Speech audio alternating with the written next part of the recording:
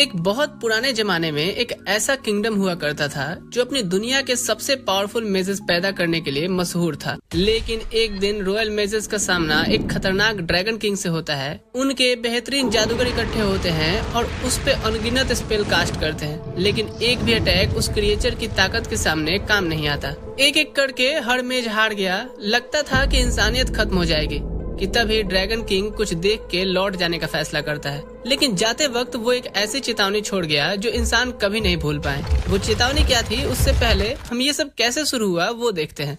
एक जंगल जो स्पिरिट्स और जादुई जानवरों से भरा था, जहाँ एक प्रेग्नेंट ड्रैगन बढ़िया सी गुफा चुन के अपना घोंसला बना रही थी।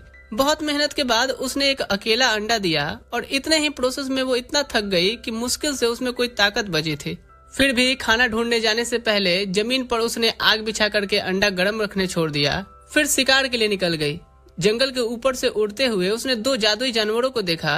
परफेक्ट शिकार था उसके लिए, लेकिन थकान की वजह से वो नोटिस नहीं कर पाई कि कुछ इंसान भी छुपे हुए थे और पल भर में सब उल्टा हो गया। शिकारी खुद शिकार बन गया। कुछ वक्त बाद एक प्रेग्नेंट बिल्ली भी उस गुफा में आती है जो पैरोट कैट नस्ल की थी।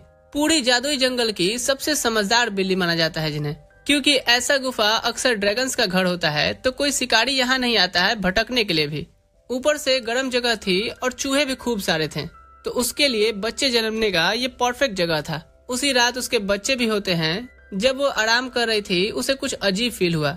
बिल्ली के बच्चों के बीच में छुपा हुआ वो अंडा हिलने लगा और पल भर में ही एक छोटा ड्रैगन अंडे की खोल तोड़ के बाहर आता है।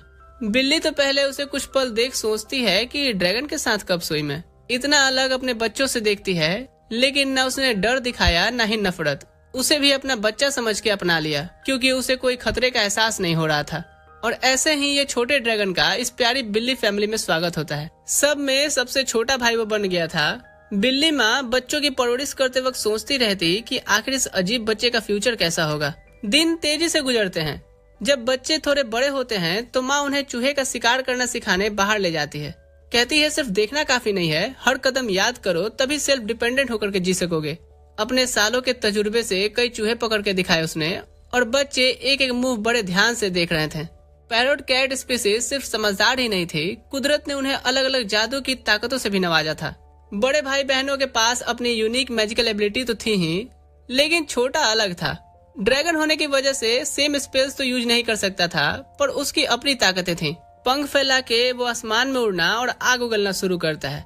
जब फैमिली ने ये सब देखा तो खुशी से झूम उठे। माँ भी प्राउडली मुस्कुराती है, बोली कि मेरे बेटे की जादू तो बिल्कुल अलग है भाई बहनों से। फिर उसने देखा कि कुछ इंसान जंगल से गुजर रहे हैं, तो मौका देख के उसने एक जरूरी सबक सिखाया। बताया कि इंसान इस इलाके को न्यू कॉमर्स का जंगल कहते हैं, जो चूहे और जादुई जानवर पकड़ने आते हैं। ये इंसान ना बहुत कॉम्प्लिकेटेड होते हैं। कुछ दरिया दिल होते हैं जो हर जीव की इज्जत करते हैं, कुछ जीव देख के इज्जत करते हैं, और कुछ तो बेहद क्रूएल भी होते हैं। ऐसे लोगों के लिए हम पैरोट कैट से सिर्फ आसान शिकार होते हैं। अब सब बच्चों ने ध्यान से इंसानों की खुशबू याद कर ली, ताकि दूर से ही पहचान करके खतरे से बच सके, जिससे माँ को सुकून मिलता है। ऐसे ही वक्त गुजरता है। एक दिन वो अपने बच्चों के साथ थी कि अचानक से एक चमकीली रोशनी ने उसे घेर लिया। वो इतनी ताकतवर बिल्ली थी कि इंसानों ने उसे समन किया था। वो जानती थी कि ये वो रोक नहीं सकती, तो सिर्फ अपने बच्चों को देखा और आखिरी बात कही कि जितना हो सके अच्छा जियो।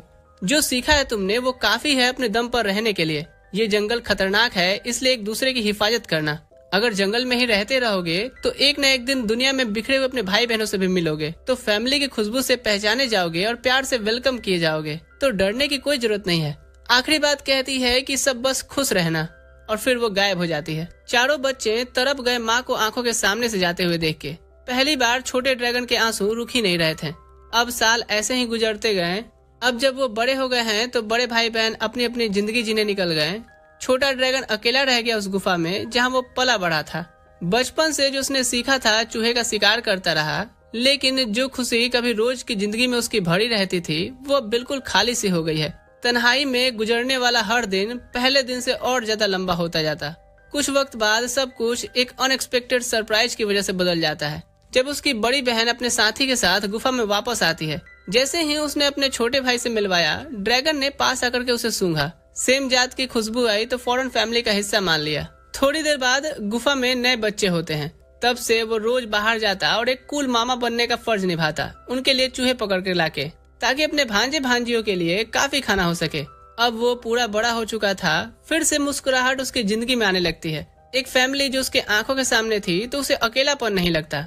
वो दिन उसकी जिंदगी के सबसे खुश दिनों में से थे। फिर जैसे पहले माँ ने किया था, ड्रैगन ने भी छोटे बच्चों को शिकार सिखाना शुरू किया और बार बार एक सबक दोहराता रहता कि इंसानों के पास कभी मत जाना।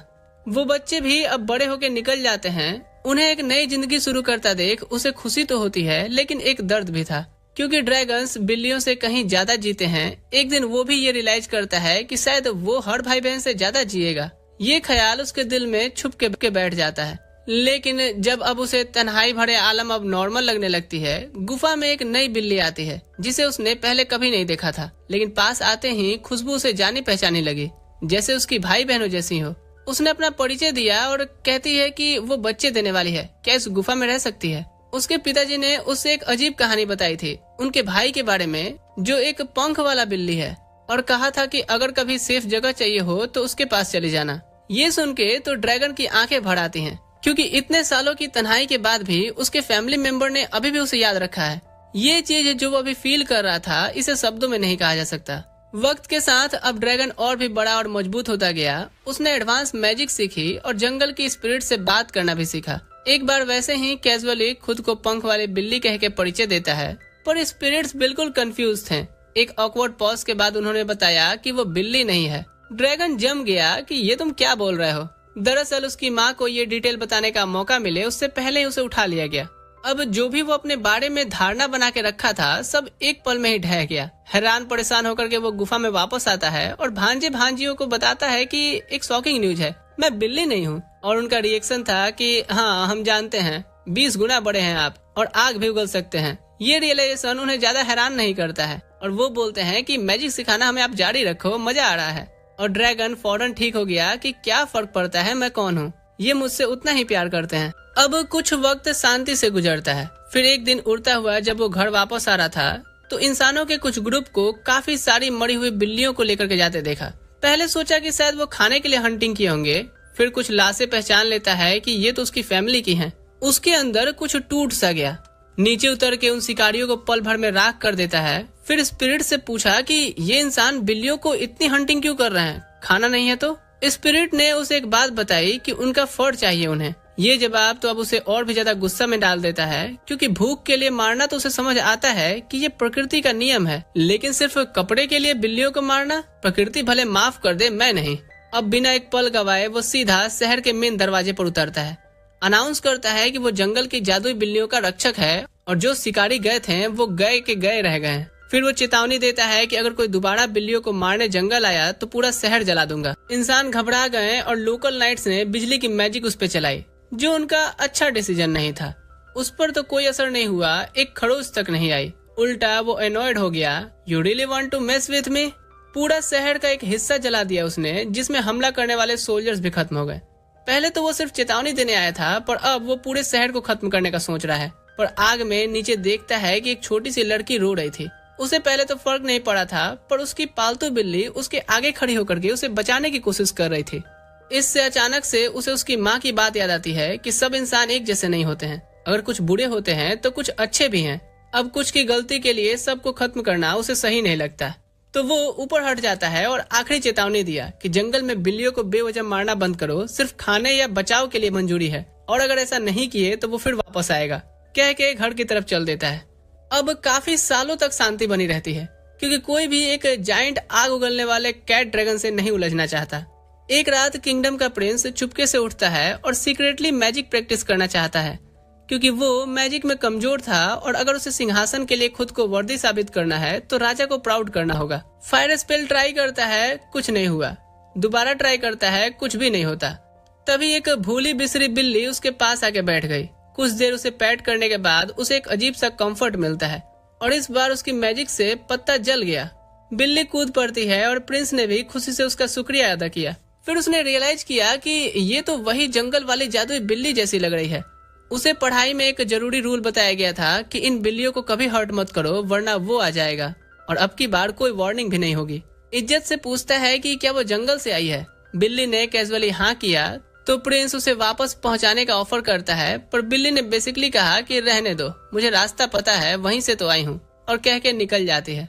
अगली सुबह बिल्ली वापस आती है प्रिंस से मिलने और साथ में मैजिक प्रैक्टिस करने लगती है। दोनों धीरे धीरे और अच्छे दोस्त बन जाते हैं। हर रात ट्रेनिंग और बातें करते हैं। राजा को जल्द ही पता चल गया कि उसके बेटे का अफेयर एक मैजिकल बिल्ली से चल रहा है। वो डर गया ये सोच के कि कहीं ड्रैगन ने ये सोच लिया कि हमने उसकी मैजिक बिल्ली पकड़ ली है तो।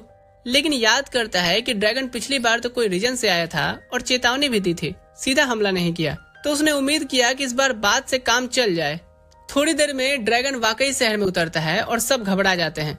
सोचते हैं कि आज तो प्रिंस के ससुर जी हमें कहीं का नहीं छोड़ेंगे। लेकिन ड्रैगन इस बार बदला लेने नहीं आया था। वो सिर्फ अपना एक बिल्ली ढूंढ रहा है जो काफी दिनों से अपने घर नहीं लौटी।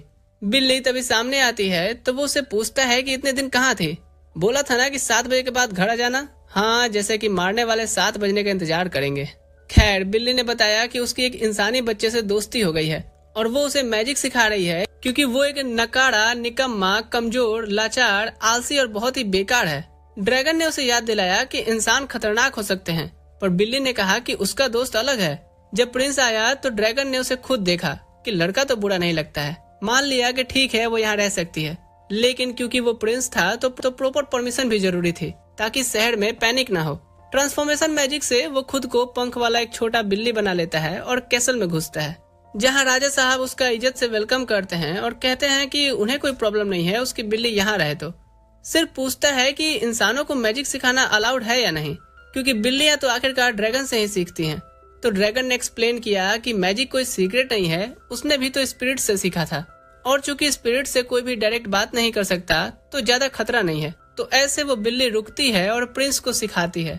और तब से जब भी कोई नया रॉयल बच्चा पैदा होता, जंगल से एक बिल्ली विजिट करने आती और अगर बॉन्ड अच्छा बनता तो वो साथ रहती और मैजिक सिखाती। और यहीं से इंसान, जादुई बिल्लियां और ड्रैगन के बीच एक शांति भरा समझौता शुरू हो जाता है जो पीढ़ी दर पीढ़ी चलती रहती है। सीन शिफ्ट होता है जहां वो कैट एक अलग जगह निकलती है। उसे अचानक से एना नाम की एक यंग मैजिक स्टूडेंट ने समन कर लिया था। बेचारी बिल्ली को तो आइडिया भी नहीं है कि उसके बगैर उसके बच्चों का क्या होगा। सेम जैसे एना को भी आइडिया नहीं है कि उसने अभी अभी दुनिया के सबसे ओवर क्वालिफाइड हाउस कैट को समन कर लिया है।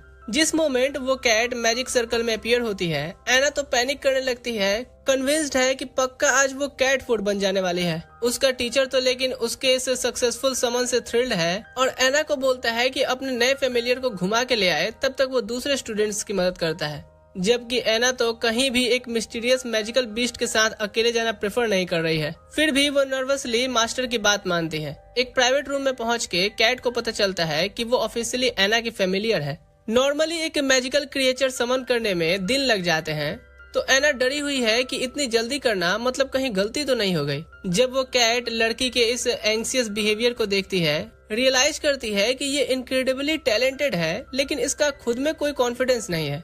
तो बिल्ली मौसी की मातृत्व जाग जाती है क्योंकि उसके अपने बच्चे तो बड़े हो गए हैं। तो वो डिसाइड करती है कि क्यों न एक और बच्चा अडॉप्ट कर लिया जाए। वो एना का नाम पूछती है, लेकिन जिस सेकेंड एना रियलाइज करती है कि ये बिल्ली बोलती भी है, वो तो ऑन द स्पॉट बेहोश हो जाती है। उसके गालों पे थपथपाते हुए कैट कहती है कि शायद ये इसका अपना तरीका है खुद को इंट्रोड्यूस करने का। क्लास के बाद कैट एना की मैजिकल ट्रेनिंग शुरू करती है।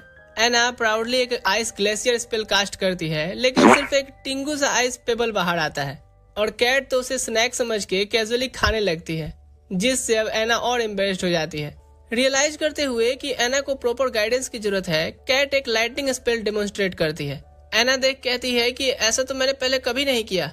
वो केयरफुली टेक्निक कॉपी करती है और एक थोड़ा सा लाइटनिंग स्पार्क क्रिएट होता है।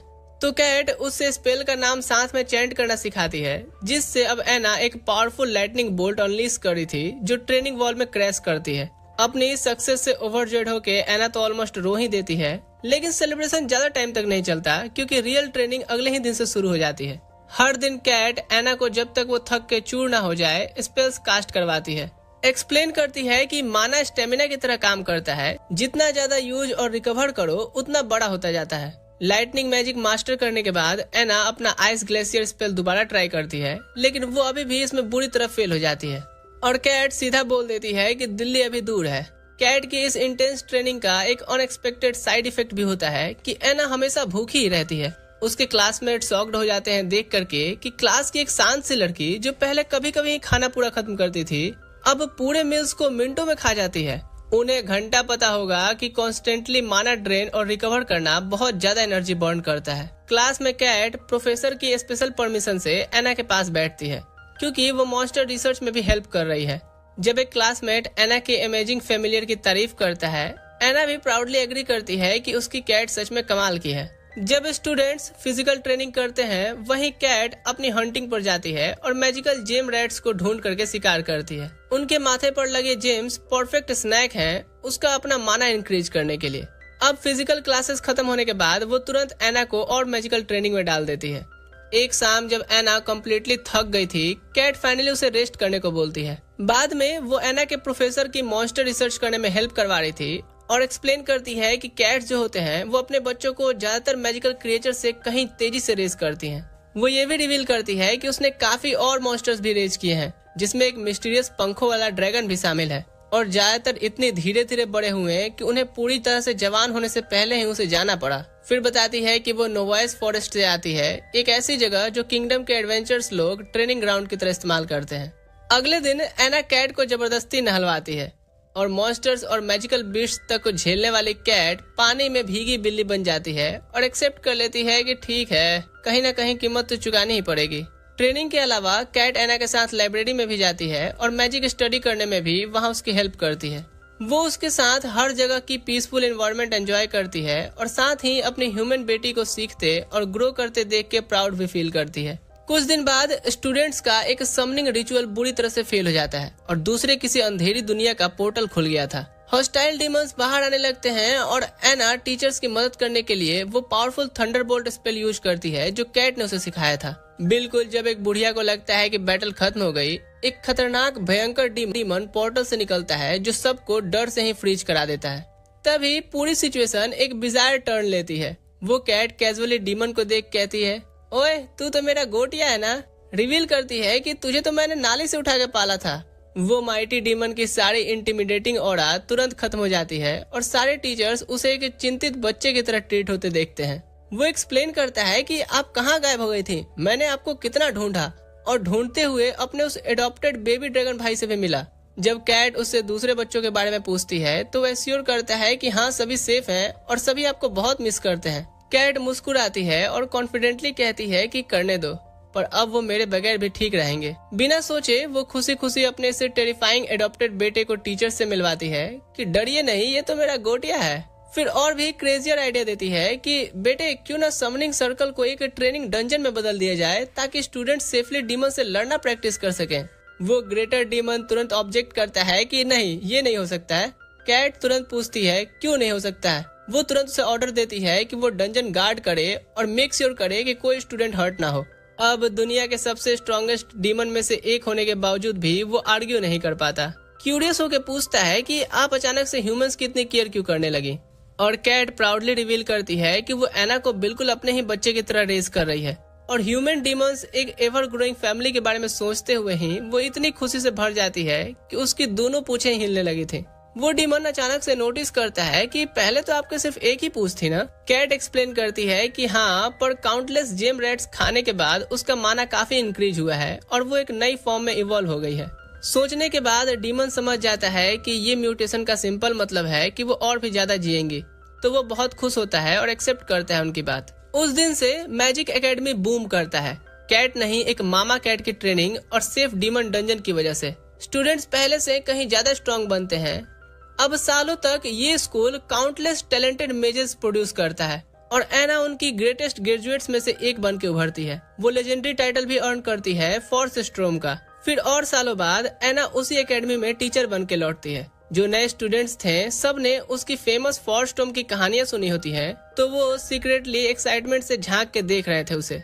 और हाँ, मामा कैट आज भी उसके साथ ही है। उनका पहला स्टॉप ट्रेनिंग हॉल होता है जहां वो उस प्रोफेसर से मिलती हैं जिसके साथ उसने कभी मॉन्स्टर रिसर्च की थी। सालों की मेहनत के बाद वो भी फाइनली अब एकेडमी का प्रिंसिपल बन गया है, जो वार्मली मामा कैट का स्वागत करता है और उसके किए सब कुछ के लिए थैंक्स देता है, खासकर उस ग्रेटर डीमन को डंजन का इंचार्ज बनाने के लिए। बिल्कुल उसी वक्त वो डीमन अपने एक एडोरेबल कैट फॉर्म लेकर के अपीयर होता है। मामा कैट खुशी से बोलती है कि वो अपने ग्रेटर डीमन बेटे से मिलने जाने ही वाली थी, लेकिन पांव छूने की जगह ये नालायक ये बोलता है कि आप इतनी खतरनाक जगह में फिर से क्यों आई हैं?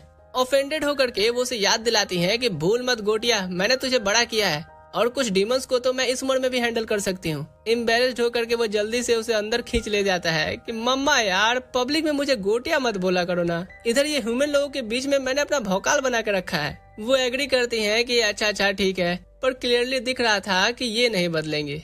इधर एना अपने टीचर होने का पहला दिन शुरू करती है, लेकिन अपने इंट्रोडक्शन के दौरान फ्रीज ही हो जाती है। तभी मामा कैट आगे आती है और प्राउडली क्लास को बताती है कि उसने एना को रेज किया है और एश्योर करती है कि इससे तुम लोग भी बहुत कुछ सीखोगे क्योंकि ये एक एक्सीलेंट टीचर है, जिससे एना को कॉन्फिडेंस मिलता है और वो अपनी स्पीच फिनिश करती है।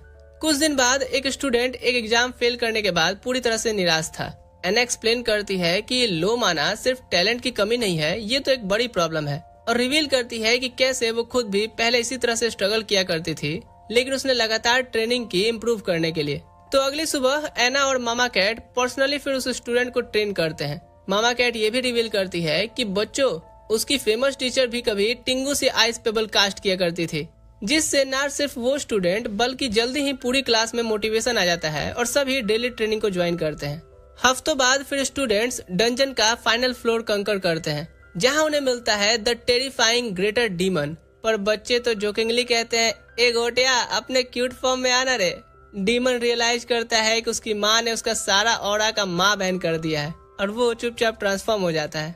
इधर एकेडमी में एना को एक आउटस्टैंडिंग टीचर से तारीफ मिलती है और वो सजेस्ट करती है कि स्टूडेंट्स को एक रियल एडवेंचरर गिल्ड मिशन पर भेजा जाए। प्रिंसिपल भी अप्रूव करता है और एक इंटर्नशिप प्रोग्राम शुरू की जाती है। हर स्टूडेंट को एक इमरजेंसी फ्लेयर मिलता है, जिससे टीचर तुरंत टेलीपोर्ट कर सकता है उन्हें बचाने के लिए। फिर जब इंटर्नशिप खत्म होती है, कुछ स्टूडेंट्स तो फोड़ के आते हैं जबकि कुछ डिस्करेज होकर लौटते हैं, लेकिन एना प्राउडली उन सबको कांग्रेचुलेट करती है क्योंकि उन्होंने मेज बनने की तरफ अपना पहला रियल कदम उठाया है।